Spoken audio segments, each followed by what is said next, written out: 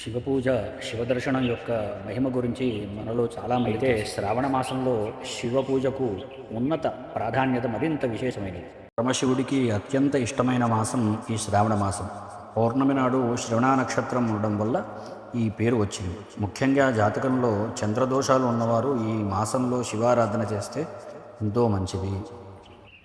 అందుకే ఈ పవిత్ర మాసంలో ఉపవాసము, శివార్చన, అభిషేకము, భజన, కీర్తన మీ పరిస్థితిని అనుగుణంగా ఏది చేయగలిగితే అది చేయాలి.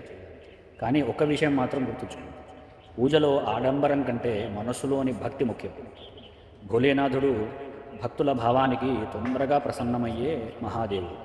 కాబట్టి సంపూర్ణమైన భక్తితో, శరణాగతి భావంతో మహాదేవుణ్ణి ఆశ్రయించండి. అప్పుడే మన జీవితంలో ఎలాంటి కష్టం ఎదురైనా దానిని అధిగమించే ధైర్యాన్ని, శివకృపను మనకు అందిస్తుంది.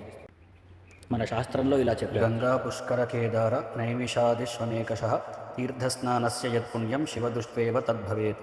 గంగా, పుష్కర, కేదారనాథ, నైమిషారణ్యం వంటి అనేక పవిత్ర తీర్థాలలో స్నానం చేసి పొందే పుణ్యఫలము శివుడి దర్శనం మాత్రంతోనే లభిస్తుందని ఈ శ్లోకం తెలియజేస్తుంది.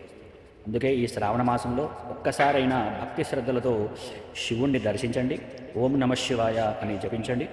మహాదేవుని కృపతో మీ జీవితంలో శాంతి, ఆరోగ్యము, ఆనందము, ఐశ్వర్యం కలగాలని కోరుకుంటున్నాము. హర హర మహాదేవ్.